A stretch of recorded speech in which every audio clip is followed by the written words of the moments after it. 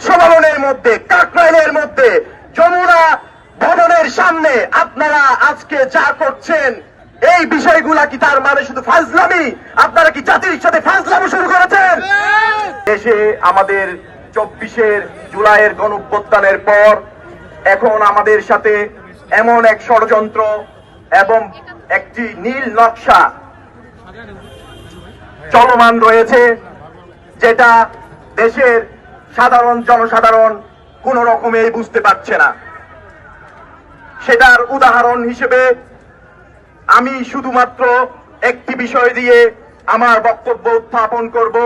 জনাব ইশরাক হোসেনের একটি কথা, সেটি হচ্ছে তিনি বলেছেন এত রকমের কাহিনীর পর তিনি মেয়র ফেয়র এগুলা হইতে চায় না।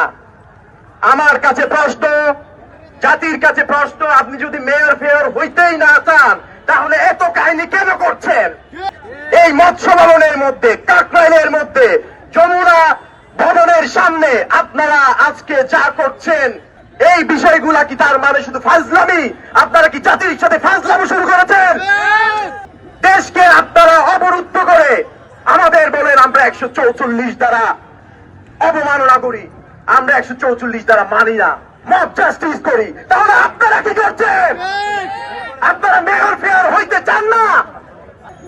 আরেকটি বিষয় সংগ্রামী জনতা আপনাদের সামনে পরিষ্কার করে দিতে চায়, তারা আমাদের সাথে, আমাদের ব্রেইনের সাথে, আমাদের মস্তিষ্কের সাথে খেলা করছে।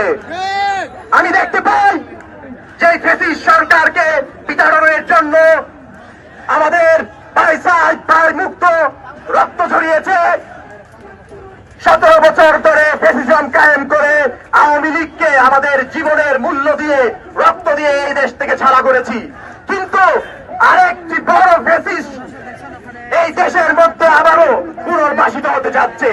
5 তারিখের পরে এত বড় বড় কথা বলার সাহস পান, তাহলে গত 17 বছর আপনাদের এই সাহস কোথায় ছিল? আপনারা সামান্য একটা বালিক ট্রাক, সেটাই আপনারা 17 বছর চালাইতে পারে না। আপনারা আজকে বলেন মুইতাদিরে পয়সা দিব, মুইতাদিরে পয়সা দেওয়ার জন্য এই বিপ্লবী রাজ্য নাই।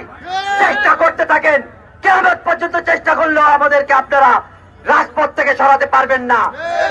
এই বাংলাদেশের জনগণের অধিকার আদায়ের জন্য কিয়ামত পর্যন্ত সংগ্রাম করতে হলে রাজপথে এনসিপি থাকবে ইনশাআল্লাহ।